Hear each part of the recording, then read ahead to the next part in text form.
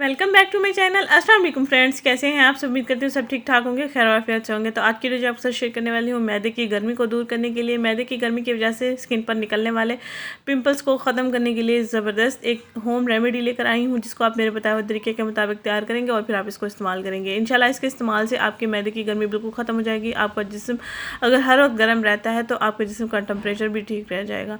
और आपने करना ये है कि नीम गर्म दूध लेना है तकरीबन 1 कप, और इसमें आपने ऐड करना है इसबगोल का छिलका, जो कि आपने सुना होगा कब्ज़ वगैरह के लिए इस्तेमाल किया जाता है। और कब्ज़ के अलावा ये मैदे को ठंडा करने के लिए भी इस्तेमाल किया जाता है, सीने की जलन के लिए भी इस्तेमाल किया जाता है। और इसके अलावा आपका अगर मैदे का मसला है, मैदे में दर्द रहता है, कॉन्स्टिपेशन रहती है, या मैदे के मसाइल की वजह से अगर आपके स्किन प्रॉब्लम्स शुरू हो चुके हैं तो आप अपने स्किन प्रॉब्लम्स को भी ख़त्म कर सकते हैं, मैदे को भी ठीक कर सकते हैं नेचुरल वे से।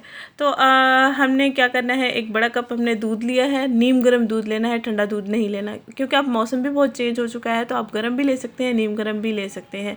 और इसमें 2 चम्मच हमने इसबगोल का छिलका ऐड कर लिया है, और इसमें अब ऐड करेंगे 1 चम्मच शहद।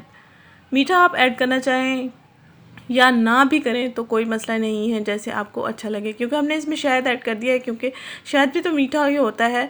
तो आप चीनी वगैरह का इस्तेमाल अगर करना चाहें तो कर लें, अदरवाइज़ आप चीनी का इस्तेमाल ना करें। तो 1 चम्मच शहद लिया है हमने, 2 चम्मच इसबगोल का छिलका लिया है, और 1 कप दूध लिया है नीम गर्म।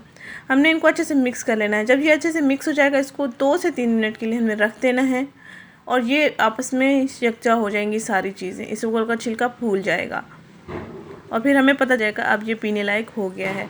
तो आपने इसको रात को सोने से पहले पी लेना है, और रोज़ाना इसका इस्तेमाल करना है। तकरीबन 1 माह तक आप इसका मुसलसल इस्तेमाल करें। 1 माह के अंदर अंदर आपको वाज़ेह रिज़ल्ट्स मिल जाएंगे। आपका मैदा ठीक हो जाएगा, आपकी स्किन पर बनने वाले पिंपल्स, एक्नी, कुछ भी अगर आपकी स्किन पर प्रॉब्लम्स हैं मैदे की वजह से, तो वो सारे हल हो जाएंगे इंशाल्लाह ताला। एक सब्सक्राइबर्स थी, उन्होंने रिक्वेस्ट की कि आप ही मैदे की गर्मी को ख़त्म करने के लिए कोई टिप बताएं। तो ये ज़बरदस्त आजमूदा टिप है मेरी,